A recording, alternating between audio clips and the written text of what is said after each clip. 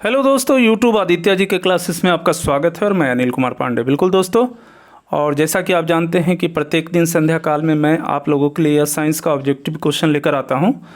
और चलिए आज के महत्वपूर्ण प्रश्नों को लेकर हम लोग आगे बढ़ते हैं। और इससे पहले दोस्तों बता देंगे कि इससे पहले आपको 95 क्वेश्चन करवाए जा चुके हैं जो अलग अलग वीडियो में हैं, तो आप लोग उसको देख लेंगे।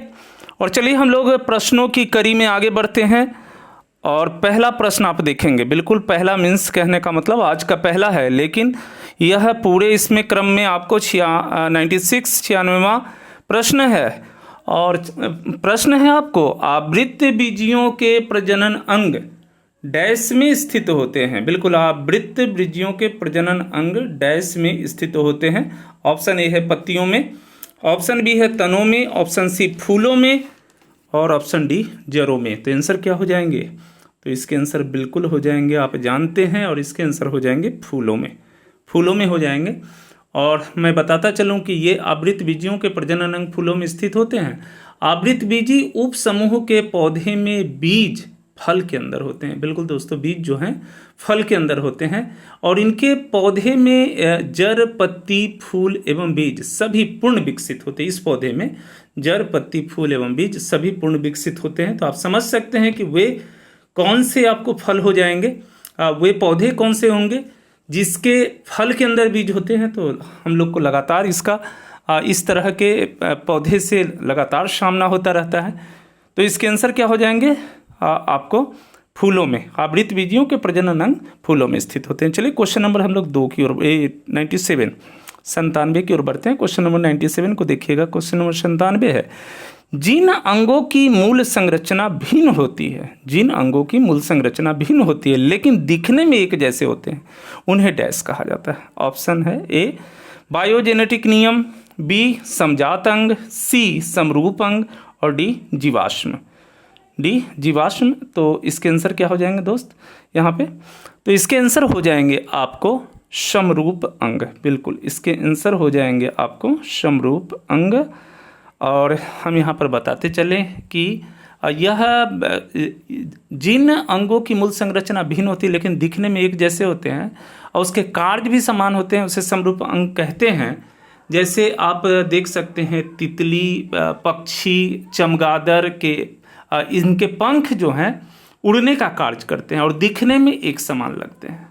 ये चाहे तितली हो, पक्षी हो, चमगादड़, इनके पंख उड़ने का कार्य करते हैं लेकिन दिखने में एक समान लगते हैं, परंतु इन सभी की उत्पत्ति अलग अलग ढंग से होती है। तो ये भिन्नता इनमें पाई जाती है। तो चलिए हम लोग बढ़ते हैं क्वेश्चन नंबर 98 की ओर। और 98 नंबर क्वेश्चन, एक अल्ट्रासोनिक ध्वनि तरंग की आवृत्ति डैश से अधिक होती है। तो अल्ट्रासोनिक ध्वनि तरंग की आवृत्ति ए में है 200 Hz, बी में है 20,000 Hz, सी में 20 Hz, और डी में है 2000 Hz। ये प्रश्न इससे पहले भी हो चुके हैं, उसमें प्रश्न कुछ और थे। तो यहाँ आंसर क्या हो जाएंगे? बिल्कुल यहाँ आंसर हो जाएंगे 20,000 Hz, आंसर भी हो जाएंगे। और यहाँ पर हम आपको बताते चले कि अल्ट्रासोनिक ध्वनि को मानव कान नहीं सुन सकता है, जैसा कि पिछली बार क्वेश्चन में हम बताए थे। और ये जो है सो कुत्ता, चमगादड़ आदि जीव जो है सो अल्ट्रासोनिक ध्वनि को सुन सकते हैं। अल्ट्रासोनिक तरंगों की सहायता से गठिया रोग, मस्तिष्क में ट्यूमर या पेट के अंदर जो भी आंतरिक परेशानियां होती है उसकी जानकारियों का अल्ट्रासोनिक तरंगों की सहायता से पता किया जाता है। और हम लोग जनरली इसमें जाते हैं कि हाँ हमारे पेट का या इसका है सो अल्ट्रासाउंड कर दीजिए, तो वो यही अल्ट्रासोनिक साउंड से ही होता है। चलिए क्वेश्चन नंबर हम लोग आगे बढ़ते हैं और क्वेश्चन नंबर 99 की ओर बढ़ते हैं। क्वेश्चन नंबर 99 और 99 है, निम्न में से कौन कोशिका विभाजन को प्रोत्साहित करता है? कोशिका विभाजन को प्रोत्साहित करता है। ऑप्शन ए है साइटोकाइनिन, बी है एब्सिसिक अम्ल, सी है ऑक्सिन, और डी है जिब्रेलिन। तो इसके आंसर क्या हो जाएंगे? इसके आंसर हो जाएंगे साइटोकाइनिन। इसके आंसर हो जाएंगे आपको साइटोकाइनिन हो जाएंगे। और हम यहाँ पर बताते चले कि साइटोकाइनिन जो है कोशिका विभाजन को प्रोत्साहित करता है, यह बीजों के अंकुरन को प्रेरित करता है, बीजों के अंकुरन को प्रेरित करता है तथा पार्श्व कलिकाओं की वृद्धि में सहायक है। बिल्कुल दोस्तों, पार्श्व कलिकाओं की वृद्धि में भी यह सहायक है और साथ में यह बीजों के अंकुरन को भी प्रेरित करता है। तो यहाँ पर जो प्रश्न है कि कौन कोशिका विभाजन को प्रोत्साहित करता है, तो साइटोकाइनिन, और साइटोकाइनिन के इसके अतिरिक्त यह भी कार्य आपको जो है सो है। चलिए क्वेश्चन नंबर 100 में बढ़ते हैं और 100 नंबर। क्वेश्चन नंबर 100 है, डैश केवल समुद्र में पाई जाने वाली मछली है। अब यहाँ पे मछलियों के नाम है, सब में फिश लगे हुए हैं, लेकिन एक जो है वह समुद्र में पाई जाने वाली मछली है और नाम कुछ अजीबोगरीब है, और वह है सो आपको डॉग फिश उसको कहते हैं, डॉग फिश उसको कहते हैं, और यह समुद्र में पाई जाने वाली मछली है। और इसके आकार कुछ बहुत हद तक शार्क जो मछली है, जो बड़ी सी मछली होती है, उससे मिलती जुलती इसकी आकृति होती है, लेकिन यह बहुत छोटे होते हैं। अगर बात करें तो इसकी लंबाई कुल मिला के आपको है सो 2.5-3 फीट से ज़्यादा लंबी नहीं होती है, तो छोटी होती है। और इसे जलीय जंतु कुत्ता के नाम से भी, जैसा कि नाम है आपको डॉग फिश, तो यह जलीय जंतु कुत्ता भी इसे कहा जाता है। दोस्तों एक चीज़ आप लोगों से कहना चाहेंगे, यदि आपको ये वीडियो पसंद आते हैं तो चैनल को ज़रूर से सब्सक्राइब कर लेंगे, बेल आइकन को दबा देंगे, और हाँ, अपने दोस्तों में ज़रूर से शेयर कर देंगे वीडियो, और दोस्तों लाइक भी ज़रूर से करेंगे। चलिए हम लोग क्वेश्चन नंबर 101 की ओर बढ़ते हैं। 101 नंबर क्वेश्चन को देखेंगे। निम्नलिखित में से किसे न तो उत्पन्न किया जा सकता है और ना ही नष्ट किया जा सकता है। बड़ा महत्वपूर्ण क्वेश्चन है, ना तो उत्पन्न ही किया जा सकता है और ना ही नष्ट किया जा सकता है। वो है आपको ऑप्शन ए संवेग, ऑप्शन बी शक्ति, ऑप्शन सी ऊर्जा, और ऑप्शन डी बल। तो यहाँ आंसर क्या हो जाएंगे, यहाँ पर आंसर हो जाएंगे आपको ऊर्जा। ऊर्जा को आपको है सो ना तो उत्पन्न ही किया जा सकता है और ना ही नष्ट किया जाता है। ऊर्जा केवल है सो रूपांतरण होता है। बिल्कुल दोस्तों, वह परिवर्तन होता है ऊर्जा का, मतलब कि हमारे ब्रह्मांड में जितनी भी ऊर्जा है उसकी मात्रा हमेशा नियत रहती है। आप समझते हैं कि हाँ, हमने ऊर्जा को लॉस कर दिया, हम अपनी ऊर्जा को खर्च किए, तो बिल्कुल नहीं, हमारी ऊर्जा दूसरे वस्तु में स्थानांतरित हो गई, तो क्या होता है, रूपांतरण हो जाता है। चलिए क्वेश्चन नंबर हम लोग 102 की ओर बढ़ते हैं। क्वेश्चन नंबर 102, क्वेश्चन नंबर 102, और क्वेश्चन नंबर 102 को देखिएगा। निम्नलिखित में से कौन सा कथन सत्य है। बिल्कुल, कौन सा कथन सत्य है, और ये है किसी, ध्यान दीजिएगा यहाँ पे, किसी वस्तु का द्रव्यमान समान रहता है जबकि स्थान के अनुसार भार बदलता रहता है। ये ए हो गया। बी में स्थान के अनुसार वस्तु का द्रव्यमान बदलता रहता है जबकि भार उतना ही रहता है, बी हो गया। सी है स्थान के अनुसार किसी वस्तु का द्रव्यमान और भार बदलता रहता है, और डी है भिन्न स्थानों पर किसी वस्तु का द्रव्यमान और भार समान रहता है। क्या आंसर हो जाएंगे, तो इसके आंसर हो जाएंगे आपको ए, किसी वस्तु का द्रव्यमान समान रहता है जबकि स्थान के अनुसार भार बदलता रहता है। हम आपको यहाँ पे बताना चाहेंगे कि भार स्थान बदलने पर घट सकता है जबकि द्रव्यमान एक ही समान रहता है, द्रव्यमान हमेशा एक समान रहता है। गुरुत्वाकर्षण बल में आए कमी या अधिक से भार प्रभावित होता है। तो चलिए हम लोग क्वेश्चन में आते हैं, और यहाँ पर हो जाएगा 102 का ए, और क्वेश्चन नंबर हम लोग आते हैं 103। क्वेश्चन नंबर 103 है, जिस तरह बैरोमीटर दाब से संबंधित है ठीक उसी प्रकार सिस्मोग्राफ किस चीज़ से संबंधित है। बताएंगे सिस्मोग्राफ किस चीज़ से संबंधित है, और बिल्कुल इसका आंसर क्या हो जाएगा, सिस्मोग्राफ किससे संबंधित है। यहाँ क्या हो जाएगा आंसर, यहाँ आंसर हो जाएगा आपको सिस्मोग्राफ भूकंप से संबंधित है। बिल्कुल दोस्तों, सिस्मोग्राफ भूकंप से संबंधित है। ये भूकंपीय तरंगों को सिस्मोग्राफ नामक यंत्र द्वारा रेखांकित किया जाता है, और यहाँ पर ऊपर में बैरोमीटर का भी बात है। तो बैरोमीटर जो है वायु दाब को मापने का काम करता है। चलिए क्वेश्चन नंबर हम लोग आगे बढ़ते हैं, और क्वेश्चन नंबर हम लोग 104 को 104 को देखते हैं।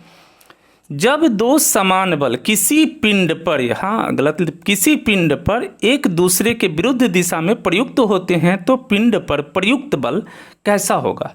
पिंड पर प्रयुक्त बल कैसा होगा, और इसके ऑप्शन है आपको 4 गुना, 3 गुना 0 या 2 गुना क्या होगा? तो इसके आंसर हो जाएंगे आपको 0, इसके आंसर हो जाएंगे 0 हो जाएंगे। 104 के 0 हो जाएंगे जब दोनों तरफ से है सो पिंड पर आपको है एक दूसरे के विरुद्ध दिशा में आपको बल का प्रयोग होता है, समान बल का प्रयोग होता है, तो पिंड पर प्रयुक्त होने वाले कुल बल जो हो जाएंगे वह 0 हो जाएंगे। चलिए क्वेश्चन नंबर हम लोग बढ़ते हैं 105।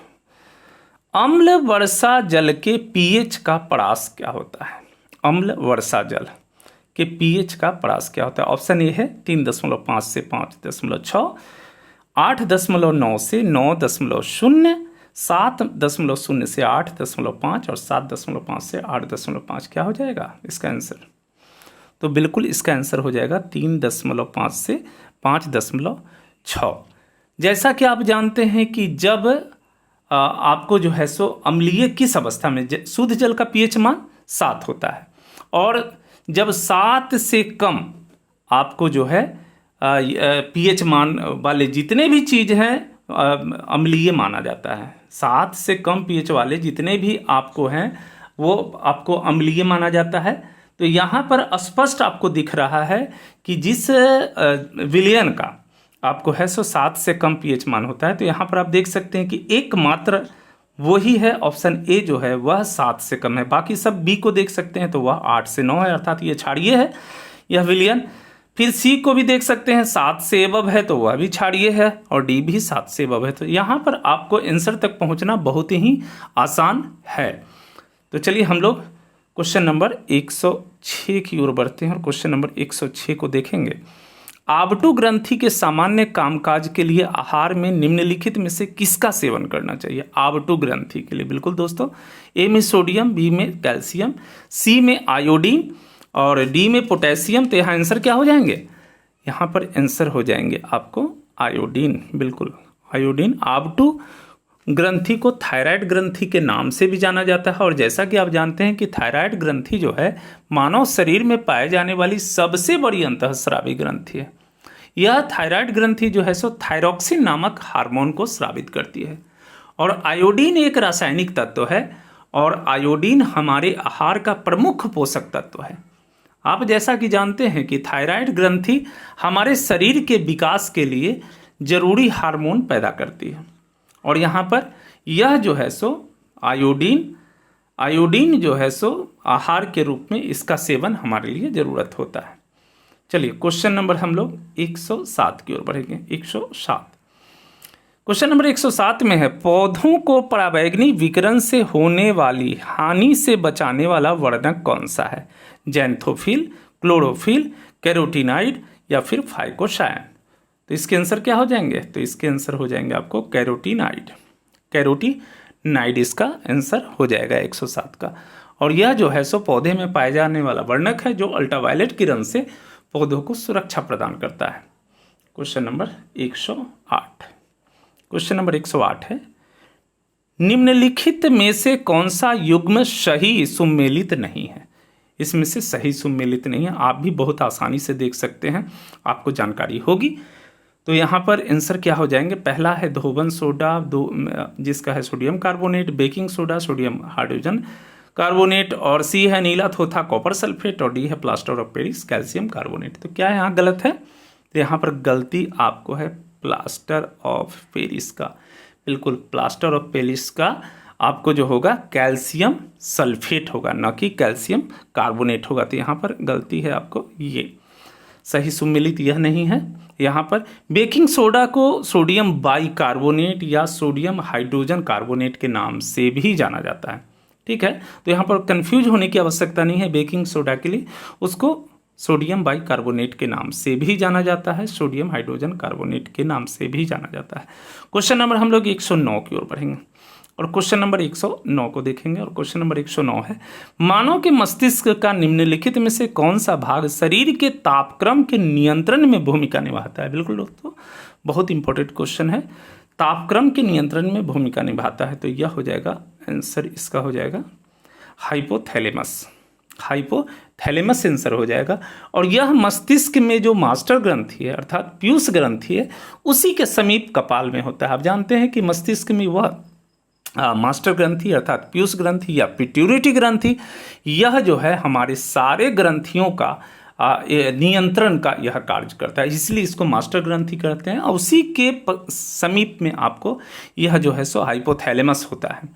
और यह जो है इसका महत्वपूर्ण कार्य क्या है, पीयूष ग्रंथि के माध्यम से तंत्रिका तंत्र को अंतःस्रावी तंत्र के साथ जोड़ने का कार्य करता है। तो एक तो वह है, और यह जो है सो तापक्रम के नियंत्रण में भी भूमिका निभाता है। तो यह प्रश्न आपको 109 का यह तापक्रम के नियंत्रण में भूमिका निभाता है हाइपोथैलेमस के विषय में, यह बहुत बार पूछे गए हैं। क्वेश्चन नंबर 110 और क्वेश्चन नंबर 110 है, निम्नलिखित में से कौन सा युग्म सही सुमेलित नहीं है। यहाँ पर है ए में कालाजार सैंड मक्खी, बी है निद्रा रोग मादा एनफ्लूएंजा, सी डेंगू ज्वर एडिस मच्छर, और डी है हाथी पाँव रोग क्यूलेक्स मच्छर। तो बिल्कुल ऑप्शन के हिसाब से आपने तुरंत ही पकड़ लिया होगा और बिल्कुल आप एकदम सही हैं, और इसके आंसर हो जाएंगे निद्रा रोग। यह गलत है, निद्रा रोग जो है वह गलत है, और इसके क्या हो जाएंगे निद्रा रोग के आपको। तो निद्रा रोग सीसी मक्खी से होता है, बिल्कुल दोस्तों सीसी मक्खी के कारण होता है, और मादा एनफ्लूएंजा से क्या होता है, मलेरिया नामक रोग होता है। तो चलिए हम लोग आज की वीडियो को यहीं समाप्त करते हैं। वीडियो कैसा लगा आप अपनी प्रतिक्रिया जरूर से देंगे, और बिल्कुल अपने दोस्तों को जरूर से शेयर कर देंगे। कल मॉर्निंग कैप्सूल में हम लोग मिलते हैं प्रातःकाल। ओके, थैंक यू, धन्यवाद।